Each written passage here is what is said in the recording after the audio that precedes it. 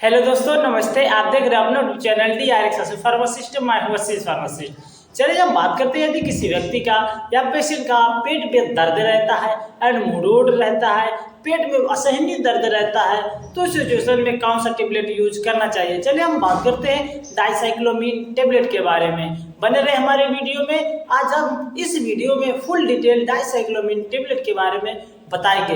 अगर नए हो तो हमारे चैनल को सब्सक्राइब करके ऑल नोटिफिकेशन पर क्लिक कर लीजिए। चलिए हम स्टार्ट करते हैं। सबसे पहले हम स्टार्ट करेंगे डाइसाइक्लोमीन क्या है, कैसे काम करती है हमारी बॉडी में जाने के बाद, और इसके यूज क्या है, इसके साइड इफेक्ट क्या है और इसकी कुछ सावधानियां के बारे में, और हम अंत में बताएंगे इसके कुछ इंपॉर्टेंट सावधानियां के बारे में। अगर नए हो तो हमारे चैनल को सब्सक्राइब करके ऑल नोटिफिकेशन पर क्लिक कर लीजिए। चलिए हम स्टार्ट करते हैं। हम सबसे पहले बात करेंगे कि डाइसाइक्लोमीन टेबलेट क्या है। यह एक एंटी स्पाज्मोटिक टेबलेट होती है जो हमारे इंटेस्टाइन या पेट में बहुत तेजी से मुड़ोड़ होता रहता है, उसकी वजह से दर्द होता रहता है, उस सिचुएशन में सही करने के लिए मदद करती है।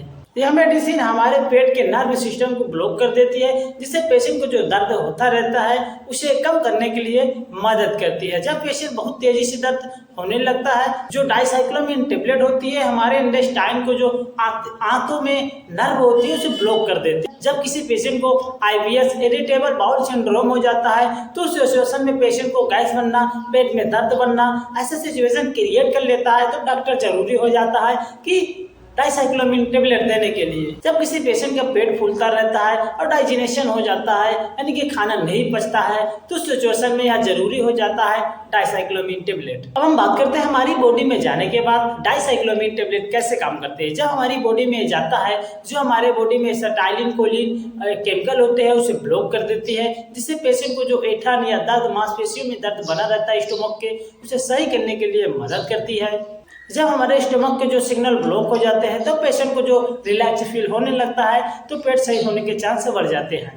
अब हम बात करते हैं डाइसाइक्लोमीन टेबलेट किस किस सिचुएशन में यूज किया जा सकता है। यदि किसी पेशेंट को पेट में मुड़ोड़, पेट में दर्द होता रहता है तो उस सिचुएशन में यूज किया जा सकता है। यदि किसी पेशेंट को डकार आ रही है बार बार तो सिचुएशन में भी यूज किया जा सकता है। पीरियड में दर्द, डाइजेशन से प्रॉब्लम रहते हैं तो सिचुएशन में भी यूज किया जा सकता है। यदि किसी पेशेंट को पेट में भारीपन या जलन होता रहता है तो सिचुएशन में डाइसाइक्लोमीन टेबलेट यूज किया जा सकता है। अब हम बात करते हैं डाइसाइक्लोमीन टेबलेट के डोज के बारे में। यदि कोई पेशेंट यूज करना चाहता है तो 10 mg से लेकर 20 mg तक, डॉक्टर के सिचुएशन के हिसाब से। यदि कोई पेशेंट यूज करना चाहता है तो दिन में 1 से 2 टेबलेट अपने डॉक्टर के कंसल्ट के बिना यूज कर सकता है।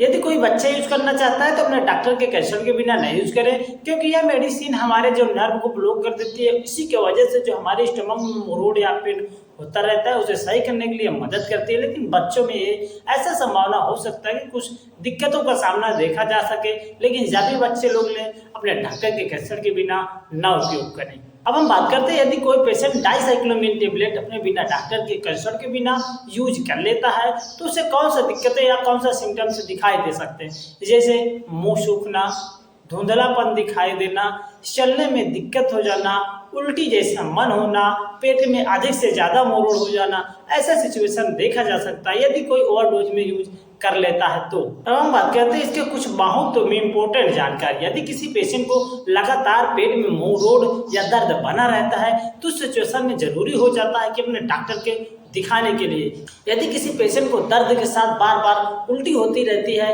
उस सिचुएशन में अपने डॉक्टर को कंसल्ट जरूर करें। तो दोस्तों, डाइसाइक्लोमीन टेबलेट के फुल जानकारी आप लोगों को हमने बताया है। अगर हमारी वीडियो आप लोगों को जानकारी लगी हो तो हमारे चैनल को सब्सक्राइब करें एंड अपने दोस्तों के साथ शेयर करें। ऐसे हम वीडियो अपलोड करते रहते हैं। स्वस्थ रहिए, खुश रहिए। जय हिंद।